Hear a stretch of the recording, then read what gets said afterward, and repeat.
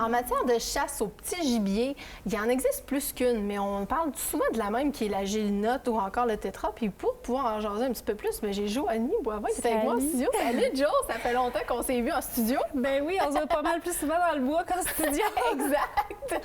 Écoute Jo, chasse au petit gibier, on entend, comme j'ai dit, souvent parler gélinotte, tétra. Qu'est-ce qui existe d'autre comme chasse au petit gibier? Bien, au Québec, on connaît, dans le fond, il y a le lièvre qui est le fun à faire, il y a le coyote, il y a les oiseaux aussi. Là, souvent, on oublie ça, mais il y a plusieurs sortes d'oiseaux qu'on a le droit de chasser. En dehors de ce qu'on connaît généralement, là, en dehors de la sauvagine et tout ça, vraiment au niveau du petit gibier, qu'est-ce qui existe un peu comme espèce? Parle-nous en un petit peu. Mais dans le fond, souvent, nous autres, quand on est sur le terrain, exemple, on a les oiseaux comme les tourneaux, tu sais, des petits oiseaux noirs. Il y a corneilles. Oui, les vachers à tête brune, oui, c'est ça? Vachers à tête brune, exact. Oui, on les connaît pas toutes parce que, tu sais, dans le fond, il y en a tellement une grosse panoplie. Puis nous, on se concentre plus, d'exemple, sur des espèces qu'on connaît, tu sais, comme la corneille ou des affaires de même. Tu sais, on va à des chasses plus connues, mais souvent, il y a des chasses qui sont un petit peu moins connues. Fait que, tu sais, on pense pas finalement à aller là. Comme quoi, mettons, là? Mais... là j'ai l'impression que tu essaies de nous mettre la table pour quelque chose. Je suis quand même pas peur de mettre la table, subtilement. Non, mais dans le fond, là, on est venu parler du pigeon. Oui. C'est une espèce qui a tellement partout dans les villes, dans les villages. Puis crème, on les voit, mais on pense pas que c'est une chasse qui est vraiment le fun à faire. Là. Non, puis en plus, c'est des populations qui sont relativement grandes. Hein? Je veux dire, quand on voit un pigeon, c'est rare qu'on le voit tout seul. Il part en envolée avec sa gang autour des bâtiments de ferme, entre autres. On les voit souvent. Les agriculteurs ont un petit peu de misère avec ça.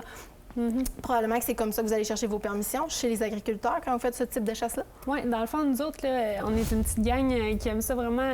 C'est vraiment plus friendly que vraiment un travail. Là. On essaie de se promener. Dans le fond, Guillaume Parent, c'est un de notre gang. Oui. Lui, là, il adore ça. Fait qu'il va chez l'agriculteur, il cogne. « Bonjour, monsieur, est-ce qu'on peut chasser chez vous? J'ai vu qu'il y avait des pigeons. » Tu sais, il fait la prospection beaucoup. Oui. Fait qu'après ça, ben nous, on l'appelle. Oui, on viendrait, exemple, samedi chez vous. Est-ce que c'est possible? Les messieurs ou les madames, parce qu'on savait que de nos jours, tout le monde a des fermes.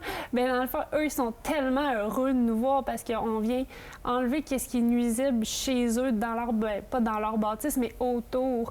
Comme ça, tu sais, ça sème beaucoup sur les silos, des choses comme ça. En quoi il est nuisible, le pigeon, pour un agriculteur? Bien, dans le fond, là, eux autres, les pigeons, ils se reproduisent énormément, 2-3 fois par année, puis ils ont des petits tout le temps. Fait qu'ils viennent ils vont dans le grain, puis là, ben, tu sais, on s'entend que ça... Ils doivent quand même consommer un petit peu, hein? Oui, c'est ça. Ils consomment qu'est-ce qui tombe par terre, puis après ça, ben, eux, ils sont dans les fermes. Les fientes tombent dans la nourriture des animaux, sur le dos des animaux, c'est pas propre sur les bâtisses, ça fait comme briser la pierre, tu sais, c'est vraiment acide. Donc, tu sais, la quantité en plus, c'est incroyable. Fait que d'enlever ça dans les fermes, ça leur rend service parce que eux, dans le fond, ils n'ont pas le temps là, de commencer c'est sûr, ils n'ont pas le temps. Chasser. Côté chasse, ça ressemble à quoi? Est-ce que c'est une chasse qui se fait à l'affût? Est-ce qu'il faut se camoufler? Comment ça fonctionne un petit peu côté chasse? Là? Comment ça ressemble à quoi votre setup quand vous y allez? Mais dans le fond, là, c'est ça qui est le plus cool de la chasse aux pigeons, c'est que c'est vraiment pas stressant. Tu sais que si on compare avec la chasse à la sauvagine, que ça prend beaucoup d'aplats, beaucoup de... Là, on amène 2-3 pigeons. Un pigeon, on appelle ça un rotatif. Oui, c'est ça. Oui.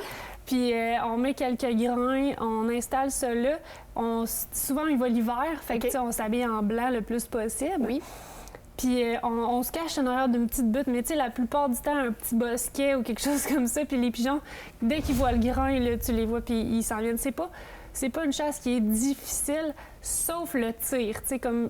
C'est un tir plus sportif. On s'entend. C'est pas des oiseaux qui volent à basse vitesse. Là. Ils vont très rapidement. Un pigeon, là, ça vole vite puis ça change de direction. S'il nous voit, là, toute la gang change de direction. Fait que là, c'est là que ça devient comme un plus gros challenge. Puis c'est ça qui est plaisant, dans le fond, de cette chasse-là. Puis est-ce que le pigeon, ça se consomme? Est-ce que vous le mangez par la suite? Qu'est-ce que vous faites avec votre pigeon? Oui, bien, dans le fond, le pigeon, là, tu sais, dans les restaurants, on envoie des pigeons. Oui. La plupart du temps, c'est des pigeons d'élevage. OK. Les pigeons, ils ont, dans les fientes, c'est un peu, il y a des bactéries, des choses comme ça, puis on le sait pas. Il y en a que oui, il y en a que non, on le sait pas. Il y en a qui vont le consommer, il y en a qui le consommeront pas. Ceux qui le consomment, ben ils font ce qu'ils veulent. C'est sûr que, tu sais, c'est comme une poitrine générale d'oiseaux qu'on va dans manger. Le fond, c'est une bonne viande. Nous, on en mange parce qu'on sait un peu de où ce qui vient. Tu sais, c'est pas des pigeons de ville ou des affaires comme ça. Ils sont dans les environnements sains. Oui.